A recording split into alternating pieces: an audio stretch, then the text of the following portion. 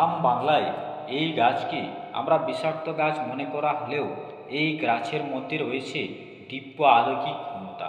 তাই এটা মনে করা হয়, শাস্ত্র বলছে যে আকন্দ গাছে ভগবান গণেশের বাস। তাই এই গাছ যে বাড়িতে রাখা হবে সেই বাড়িতে সদা সর্বদা গণপতি ভগবান গণেশের নিবাস হবে।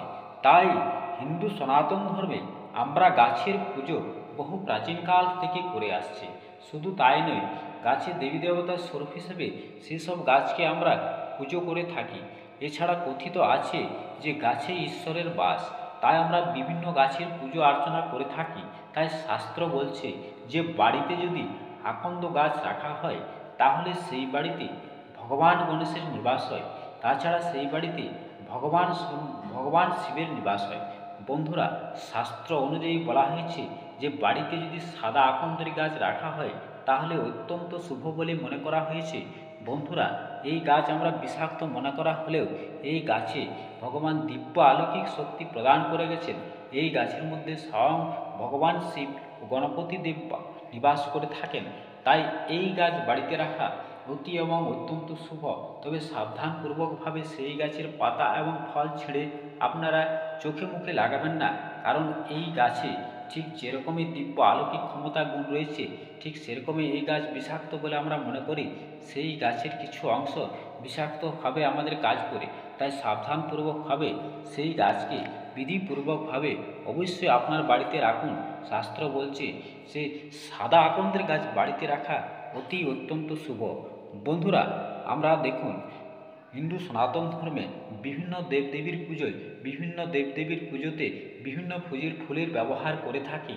ঠিক যেরকম ভগবান শিবের পুজোয় বেলপাতা ছাড়া শিবের পুজো অসম্পূর্ণ থেকে যায়, ঠিক সেরকমই ভগবান শিবের পুজোয় আকন্দের ফুল ছাড়া ভগবান শিবের পুজো অসম্পূর্ণ থেকে যায়। তাই ভগবান শিবের অতি অত্যন্ত প্রিয় এই আকন্দের ফুল। এছাড়া এই গাছের ফুল দিয়ে ভগবান শিবের পুজো করলে মানুষের জীবনে সুখ সমৃদ্ধি বয়ে নিয়ে আসে। শুধু তাই নয়, শনিদেবের আশীর্বাদ লাভ পাওয়া যায়। তাই আকন্দ ফুল দিয়ে আজ আমি বেশ কিছু প্রতিকার কথা যদি মেনে চলতে পারেন তাহলে জীবনে সুখ সমৃদ্ধি জীবন বয়ে নিয়ে আসবে, ঠিক তেমনি ভাগ্যে অর্থলাভ ঘটবে।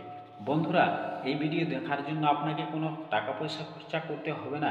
ভিডিওতে লাইক দিতে গেলে আপনাকে কোনো কষ্ট হবে না। আর চ্যানেলটিকে সাবস্ক্রাইব করলে আপনাকে কোনো খরচা করতে হবে না। তাই ভিডিওতে অবশ্যই একটা লাইক দিবেন।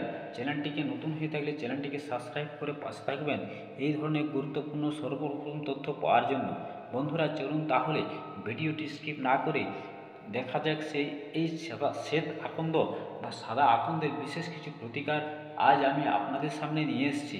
বন্ধুরা, আকন্দ ফুল দিয়ে ভগবান শিবের পুজো করলে ঘরে সুখ শান্তি সমৃদ্ধি বজায় থাকে। আমরা সকলেই জানি যে আকন্দের ফুল দিয়ে ভগবান শিবের পুজো করা হয়। তাই আপনি যদি প্রতিদিন বা প্রতি সোমবার শিব পুজোর সময় আকন্দ গাছের ফুল নিবেদন করতে পারেন তাহলে ভগবান শিব প্রসন্ন হন এবং ভক্তের উপর বিশেষ আশীর্বাদ প্রদান করা হয়েছে। বন্ধুরা, কথিত আছে যে সাদা আকন্দর মূলে শ্বেতার্ক গণপতির প্রতিরূপ তৈরি হলে আখের লাভবান হবেন আপনি।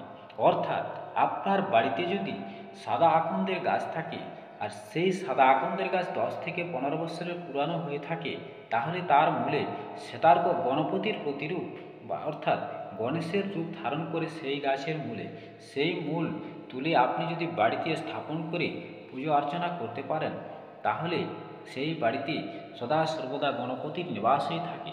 সেই বাড়িতে ধন দৌলত অর্থের অভাব কোনোদিন হয় না।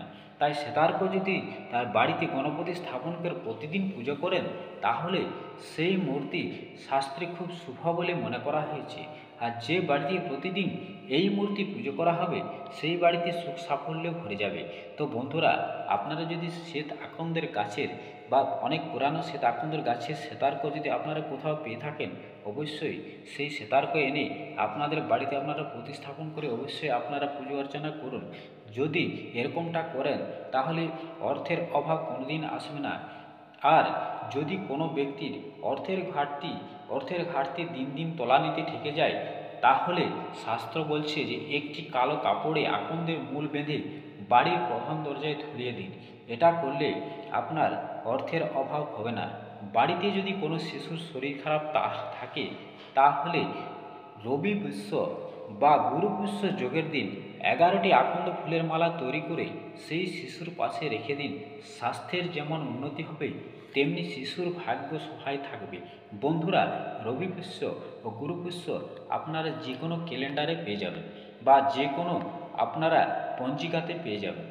গৃহে রোজ অশান্তি ঝামেলা লেগে থাকে, তাই রবি পুষ্য নক্ষত্র যোগের দিন আকন্দের ফুলের গাছের মূল লাল কাপড়ে মুড়িয়ে যদি ঘরে রাখতে পারেন, তাহলে এই প্রতিকারের ফলে ঘরে সুখ সমৃদ্ধি সারা জীবন বজায় থাকবে, স্বামী স্ত্রীর মধ্যে সম্পর্ক ভালো থাকবে।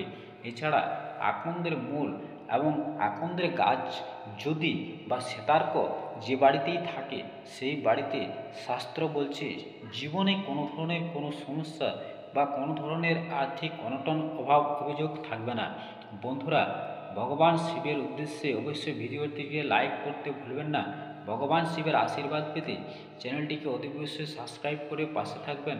কমেন্টে হর হর মহাদেব লিখতে ভুলবেন না। বন্ধুরা, এই ধরনের তথ্য পাওয়ার জন্য প্রতিনিয়ত আমার চ্যানেল ফলো করতে ভুলবেন না। পরের ভিডিওতে আবার দেখা হবে। সবাই ভালো থাকবেন, সুস্থ থাকবেন। ধন্যবাদ।